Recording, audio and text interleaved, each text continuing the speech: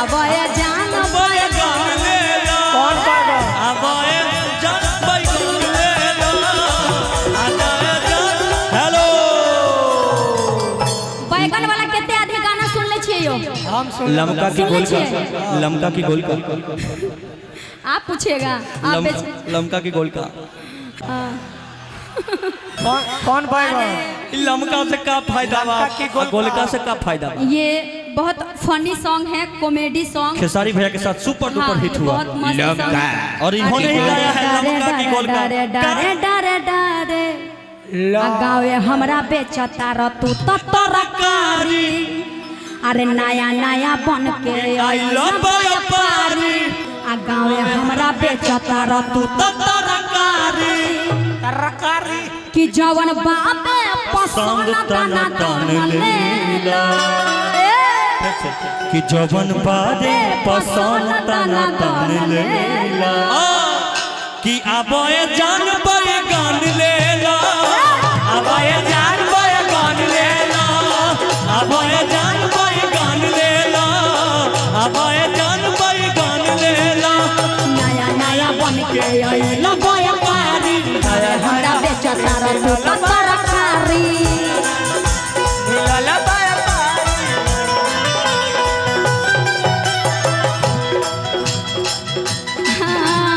नया नया बन के आइलो व्यापारी गावे हमरा बेचता र तू तो तरकारी। जिया नया नया बन के उड़ाइल पाएगा। कि जवन बापे पसंद तना दन लेला ले ला बैगन ले लो। लमका की गोल का लमका का खासियत बा लमका में गोलका काहे ना आप बेच रहे हैं कि दे रहे हैं? हम बेच रहे हैं 3 रुपया। लमका से अच्छा गोलका रहेगा। लमका लेके देखिए आप पूछिए पूछिए। एक बार लेके देखिए लमका का दाम कितना है? 3 रुपया आ गोलका का? ओहो 3 रुपया आई पाकी कैसे? इहो 3 रुपया लमका की गोलका लमका लमका लमका एकरा छेदे के पड़ी छेदे के पड़ी छेदे के पड़ी। पाके का छेदना पड़ेगा कि आग में पकाना पड़ेगा? आग में पका आग के में छेदना लमका की गोलका अरे लमका दोनों आ गोलका दोनों। तो दोनों को पकाना पड़ेगा छेद के। अरे जब दोनों के पका दी के पड़ी तो लमका गोलका क्या कर ले बड़ी? लमका आबाए जान बैगन लेला आबाए जान बैगन लेला आबाए जान बैगन लेला आबाए जान बैगन। हे हेलो पहले इस्तेमाल करें फिर विश्वास करें। बोल लीजिएगा लमका की गोलका आपको लमका इनको लमका चाहिए। लमका अरे लड़की बोलती है कि हमारा क्या कहले इस स्कूलिया में सरजी आया करा के खैला से होला ये लरजी।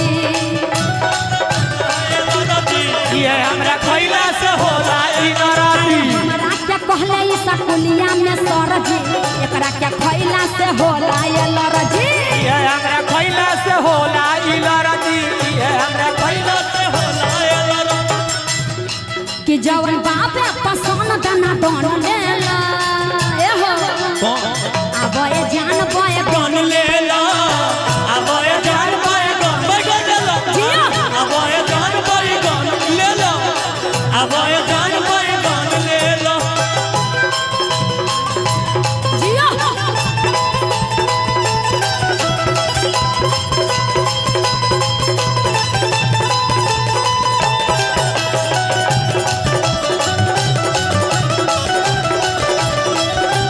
आबाए जान बैगन लेला आबाए जान बैगन लेला आवा ये धन माया कौन ले लो।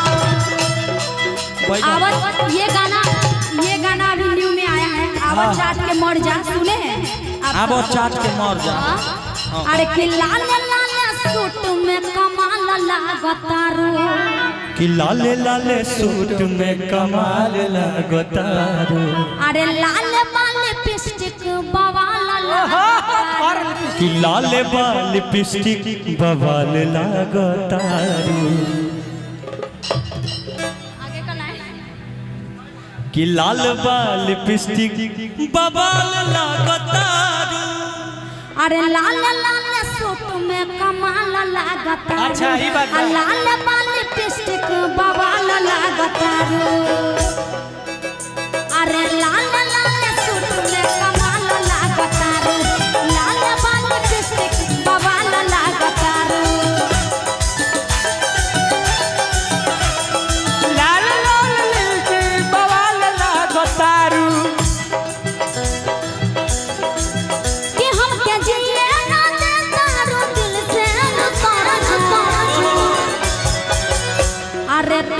तो धोखेबाज हो।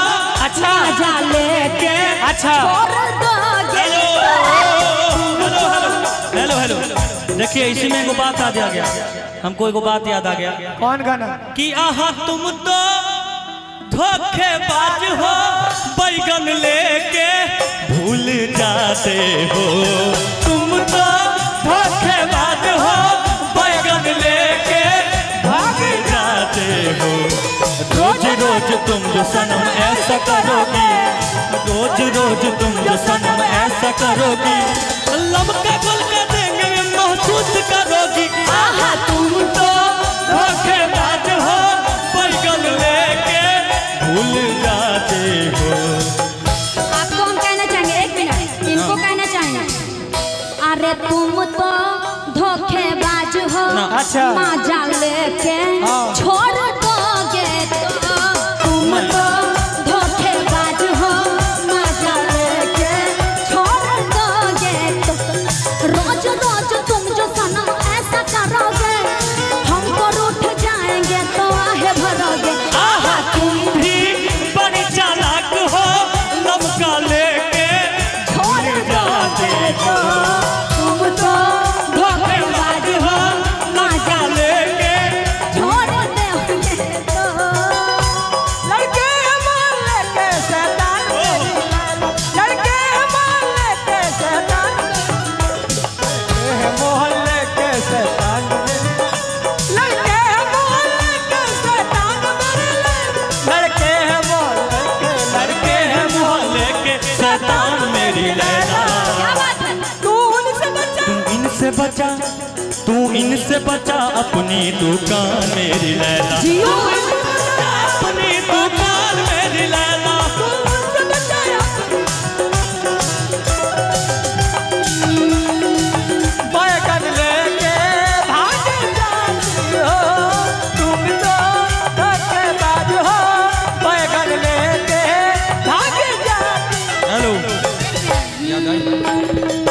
तू जो हंस हंस के सनम मुझसे बात करते हो, सनम मुझसे बात करती हो, तू जो हंस हंस के सनम मुझसे बात करती हो। तारारारारारारा, तू जो हंस हंस के सनम मुझसे बात करती हो, बस ही बात जमाने को बुरी लगती है। बस ही बात जमाने को बुरी लगती है। तेरी चाहत जो मेरे साथ साथ चलती है, तेरी चाहत जो मेरी साथ साथ चलती है। तेरी चाहत जो मेरे साथ साथ चलती है। बस ही बात जमाने को बुरी लगती है। बस ही बात जमाने को बुरी यो जो नबी चाचा जो नहीं दाही के नदिया के तीरे तोरार रखबार भइल राजा लागे डर ए देवा त लागे डर ए देवर करी घाते राजा दिन रात रहे छतिए पर हाथे राजा लागे डर ए देवर करे घाते राजा दिन रात रहे छतिए पर हाथे राजा। गोरे गोरे गालों में कल कल बाल। मुझे तो लूट लिया मिलके हुस्न वालों ने। लेकिन हेलो हेलो हेलो जब भोजपुरी चलता तो भोजपुरी होके के चाहिए। हाँ